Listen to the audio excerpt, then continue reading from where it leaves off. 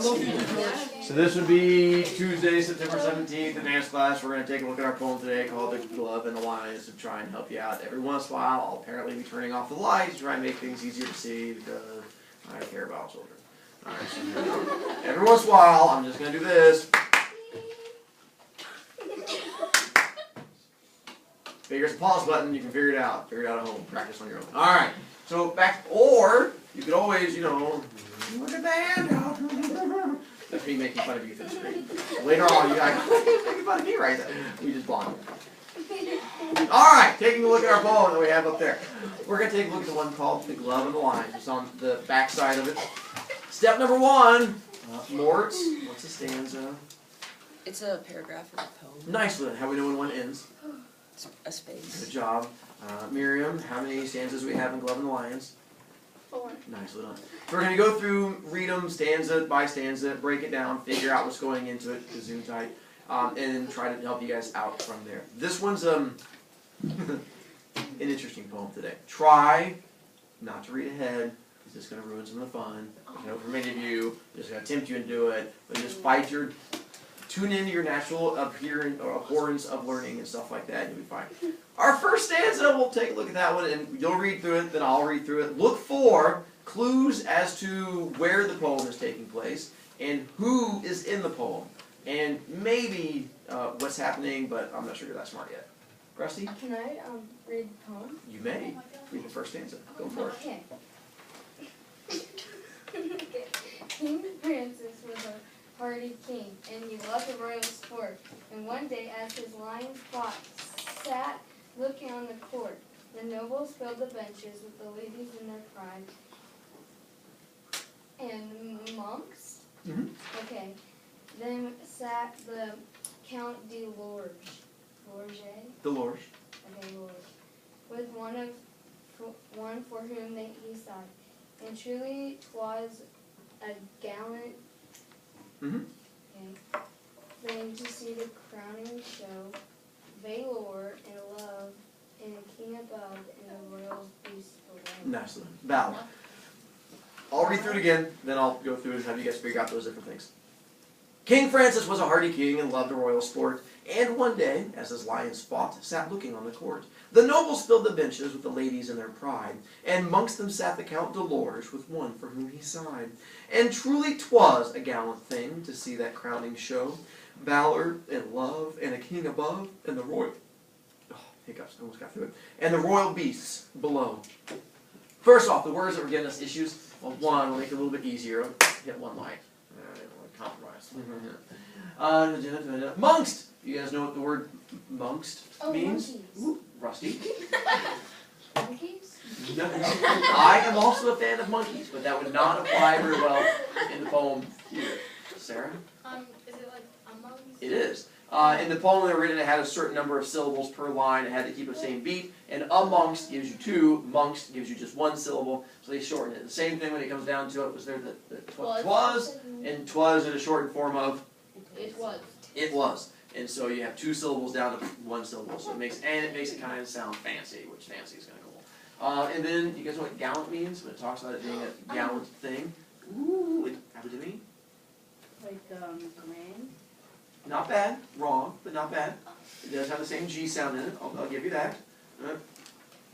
Shake weight. Like noble. Not bad. Also wrong, but you're on the right track. Moyer. Cool. Ooh, no, you're the farther away. You guys know what chivalrous is? Yeah. Oh, Yeah. What does chivalrous mean? Yes? It's like knightly. On the right Like, track. It's like a different form of the word that knights use as a code. Knights were chivalrous, but it's not the same thing. I'm often chivalrous in class, but I'm far from a knight. George? First of all, you're not very chivalrous in class. Second of all, chivalry is like the code that, it's like a code of politeness and the way to treat people. Specifically, Women. nicely done. When we go to the library, who got to leave first? What? Ladies. Yeah. Oh, snap. So nicely done. The fact that there's the chivalry for you. And so, build it back up. He said, I wasn't chivalrous. I was. Whenever we leave, I let the girls go first, because that's chivalrous. I was just best part is, you can go back and watch that as often as you want. And so gallant is the same thing. It's chivalry with bravery mixed in. And so me just letting the girls go first is not chivalrous. If I were to run out there, slay a dragon, and stomp on it, and then let the girls all walk across it, that's gallant. And so gallant is when you have chivalry combined with bravery. Now back to the poem. Ooh, first off, where's our poem taking place? Evidence and clues as to the location-y type place. Oh, Ashlyn, Back in like the 16th century, why do you say that? because the language they're using gallant and the king above, and there's not really that many kings. We don't have very many kings today, I'll give you that. Although my question was where and you gave me when, but that's Oh, okay. I'm sorry. That's okay. His name's France. I want to go with France. Ooh, no, a good guess. I was going for more specific of like location, like a spaceship or like Oh, underwater. in a castle. Why do you say that? Because it's where kings go. The kings where they want. I mean, they can like wander through the peasant, they can go through a field. Good. Lisa? Because most castles have like courts that kings watch. Not bad. Specifically, it's taking place in a coliseum. Did you figure out what was happening in the poem yet? Yeah. Okay, Hammy? They were sitting there watching the lions fight. Yeah. Figured out the lines and the fighting and the Whatever that sport's called. lion fighting. Well, no, because in social studies last year I learned it was like there was a special word for it. Lion fighting. Jousting. Sometimes people rode lions and had horse. Is that why you wore the lion tie? Yeah, I know, right? And I have to go to HSE tonight for an honor society thing, so I figured HSE plus a lion poem plus. I know. You did the Royals. Multiple levels of genius. sad. Back up here is taking place in a coliseum. And with our coliseum taking place with our kings in the coliseum, we have the lion fighting going on in there. Characters in our poem, and we have a couple that we can introduce into it. We'll write a character, yes. King Francis. King Francis, who is the kingly person doing the kingy things. Jawa, Count Dolores. Count Dolores, who's going to play. He'll be the main person as we get throughout the poem. Oh, that's a person. It's a person, Count Dolores, not telling you what to do, not saying count, it's saying like Count Chocula or the Count from Sesame Street, it's a name for a person. I Robertson? didn't know who it was. The two lions that are fighting. Good, but we're not going to count the lions as characters, they just sort of like fight each other. Plus, there's probably more than two as we get farther into it, but not bad. Rusty? The lions. All right? Nobles. Nicely done. And we'll get to the nobles and also the girls that are out there and stuff like that. The part right here where it says, the one for whom Count Dolores sighs, do you know what it means if there's someone there and it says for whom he sighs, what it tells us about that particular person, if you will? Abidemi? He has a crush. Nicely done. That there's a chick there that he has a crush on. And as we get into the poem, she'll play a big role too of that. For whom he sighs just means that he looks at her and does the whole Oh my and she probably does the same look back, and right now, at this stage, we're still in the like, and probably maybe haven't even passed a note back and forth yet. It's just the fact that he sees her across the room. He's like, how do you do it? You know, and everything going back and forth, and there's some bonding going on, but they haven't actually talked to each other, as we'll see coming up in the poem. Plus, this line right here, where it says, ladies in their pride, has two different meanings in the poem. That's simply a big role coming up. One of them, well, you guys, I know it. I know one. okay, let's find out, Moyer. That they're snobby. Nice, well done. The fact that these girls are, this was what they had for dressing up when you went out to the theater. They didn't have a theater, they didn't have movies. You would have to dress up and go out and watch lions kill each other. It was fun, and just hope that you didn't get blood on your outfit. So they dress up and as nice and pretty as they can, and you have all of these girls who are dressing up as nicely as they can, all their prettiest outfits. Plus, they're all trying to get the attention of the dudes, all of the nobles that are there. So you have all these girls dressed up, trying to get the attention of a very select number of people, which leads us to the other meaning of pride. Do you guys know the other definition of pride? Ashlyn? Like if there was a guy to take a girl there, if she was rich and or something, that would be a big pride to him. Not bad. You're on the right track. Yes. Not quite the connection there, but good thinking. Tiffany. A group of lions. Nicely done. The group of lions. And so, Mr. Broviak, how's that make it? Now think about this. They're sitting there watching. You have all these girls showing up, and they're all trying to get the attention of a small, select group of dudes. How are these girls going to be acting towards each other if you have this group of girls dressing up all fancy, all trying to make sure they get Oh the no. attention of the set? Yeah, that's exactly. I get it. And so you have all these girls are doing a little kind of thing going back. It's a connection where all of a sudden all these dudes are looking at, they're going, look at those cats fight, look at those cats. Oh. And they made this connection back and forth, and they're like, what are you talking? And so it's the same idea where you have the fighting going on up there and the fighting going on down there, although there might be slightly less hair pulling going on with the lions. Not done yet. Wait, there's more learning yet to come. Well, right? The next one, this whole stanza that Will Wright's going to read is all to get one idea across. It's a big, long part for one simple thing. It's trying to beat this one idea into you. All right, Will Wright. Ramden roared the lions with horrid laughing jaws. They bit, they glared, gave blows like beams, and wind with their paws. With wallowing might and stifled roar, they rolled on one another, till all the pit with sand and mane was in a thunderous Smother. The bloody foam above the bars came whisking through the air. Said Francis then, faith, gentlemen, were better here than there. Nicely done. I'll read through it quick. Plus, there's also one simile in there which you can look for as I go through and see if you can find the simile. Ramped and roared the lions with horrid laughing jaws. They bit, they glared, gave blows like beams of wind with their paws. With wallowing might and stifled roar, they rolled on one another, till all the pit with sand and mane was in a thunderous smother. The bloody foam above the bars came whisking through the air. Said Francis then, faith, gentlemen, we're better here than there. Well, first off, before we do the simile, can we figure out what the whole stanza is trying to get across? What one image it's trying to feed into us? Schultz? The lions fighting. And what about the lions fighting? The people are better off in the stands than down there with them. Because what's happening down with the lions fighting? They're killing each other. Nice one. So Sir Francis, the king, just says, hey, down there, crazy. He's like, it's much better if we're up here, up in the stands, than being down there. Keep that in mind. It's going to play a big role in the poem coming up. The fact that this is a big, essentially there's just this big ball of like screaming lion, like rolling around, like fur, ear, lion, go flying through the air. And so he's like, that place is scary. Much better to be up here than down there where all that stuff is, because something's going to change. Moyer? Couldn't it also be describing the girls?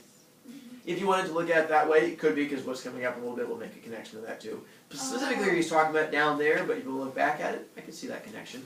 And then, Hammy, did you find the simile? Yes. Where's the simile? It is in line 8. What's it say? It says they glared, gave blow. Gave blows like beams. Yeah, blows like beams. Nice one. You know what it means? When it says they gave blows like beams? That's very honest of you. Ashlyn?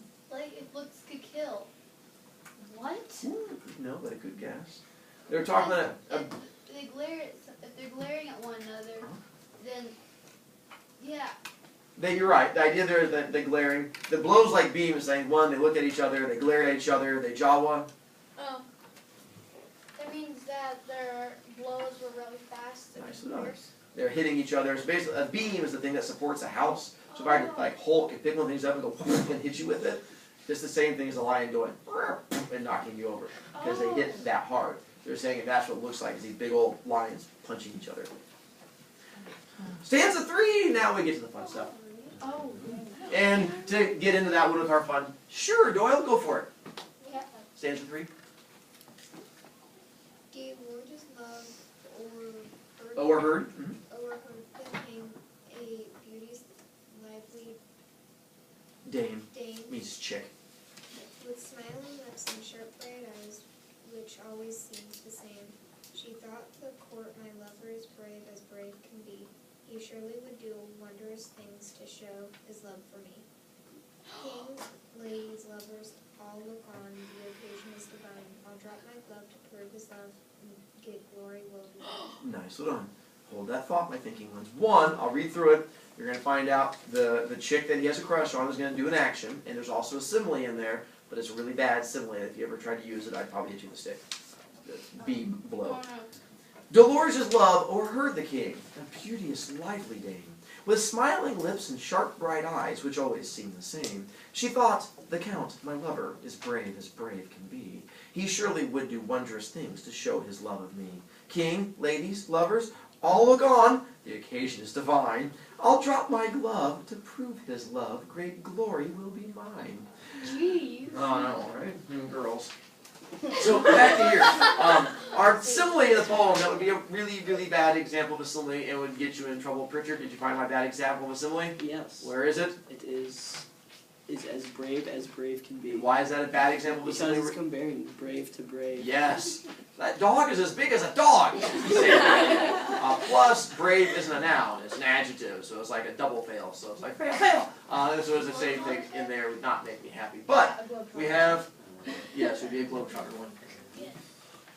Unless there's a globetrotter listening to this. I'm like, that just seems perfectly normal. And so you have the girl who's up there. Now, the girl does an action, comma, and what does the girl do while she's up there watching all this? She drops her glove. Now, and here's where it gets confusing, where she pulls out this glove and drops it in the lion pit on what it means. And it's because you have to be well versed in 15th century dating techniques. Nowadays, when you have that special someone that you have your eye on, you send them a note that says, do you like me, or do you like me? And you send them over, and then they check, and they check back, who are you? And they come back, and you say, left, and you crying. Well, at one time, it was different, comma. Well, she dropped her glove to see if the count would go and pick it up from the line. Nicely done. It was thought at one time that the girls would have a glove, and so there's like a little white glove that you pull on, and when you found that guy that you bat your eyes at, winky winky, and if they gave the winky winky back, you're like, ooh, it's on. You go to the next level, which is glove dropping. And you walk over to that special someone, you be like, and you drop your glove.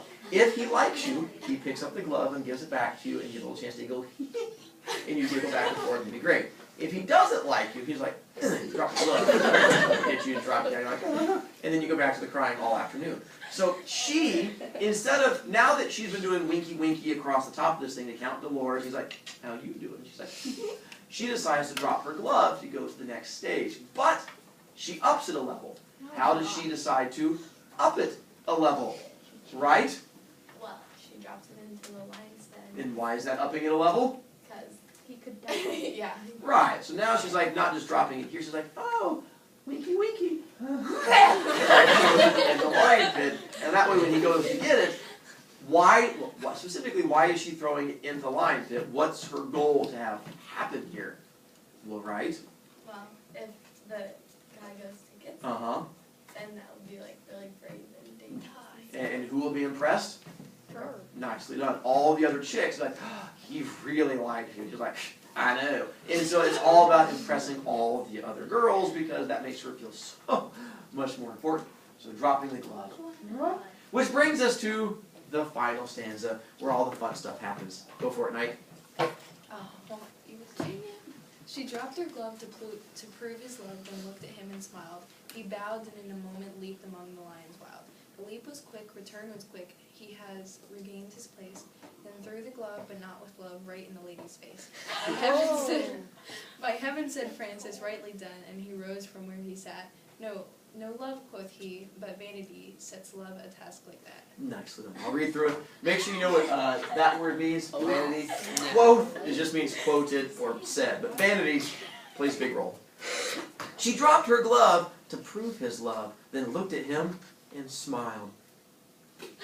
He bowed and in a moment leaped among the lions wild. The leap was quick, return was quick. He had regained his place. Then threw the glove, not with love, right in the lady's face.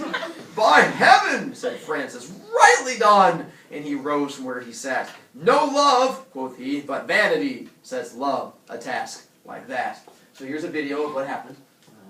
Oh. Ooh. Oh.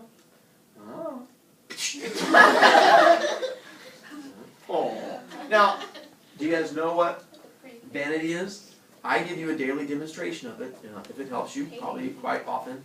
Not hating, not a hater, that hurts me. George? Like self-absorption. maybe. Nicely done. Self-absorption, where you think you're all that and a bag of chips, where you think you are the most important thing in the world. I don't think I'm the most important thing in the world. I know I'm the most important thing. Completely different. Don't get confused. And so that's where it connects to the same thing here. Because dude jumps down there, grabs the glove, count to Lord, and then goes back up there, and instead of handing it to her, does the whole and slaps her upside the face. Because, why did she drop it down there? Was it because of love? No. Because who did she do it for? Herself and to impress the others. Did she do it for him? No. Now here's where the tough part comes in.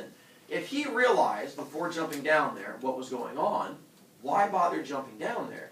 If he sees her drop it down there and realizes that she is vain and self-centered, then why bother jumping down there? Why not just go, no! Why jump down, fight off lions, doing ninja moves like that, trying to get around them, and then climb back up? What's the overall reason? Uh-huh. Because then he can show all the other girls that he's afraid of. Nicely done. He has to show it because realize if he just leans over and goes, no, they're like, oh, well, yeah, I mean, she is, a crazy psycho, but you're kind of a wussy. Now he jumps down there, kicks off a line, punches one in the face, grabs the glove, climbs back up, slaps her, and the chicks go, oh, you're brave and single. And so that's why he does it, is to prove that he's not a wussy. So he has to step up and go through all that. Plus, King Francis thought it was all kinds of awesome. And the girl gets to run home crying, which just makes things better. Well, she's selfish and psycho, so What she was that? deserves it. What was that? She's selfish and psycho, so Well, she deserves it. I know, I agree. I mean, if you love someone, you don't take it down like, if you shoot yourself 4 times, okay, you love me. Okay. That's not how love works. So obviously there's some deep psychological issues going on with her. I mean, not all vain people have deep psychological issues. Some people are completely normal. And then from there, and that's all we have for you guys today. Tomorrow we're going to talk about killing children. Yeah. It's a random poem about killing children. Perfectly normal story to get into. I have a question. Well, you're not on this class. That's Nice. normal? It's a Broviak.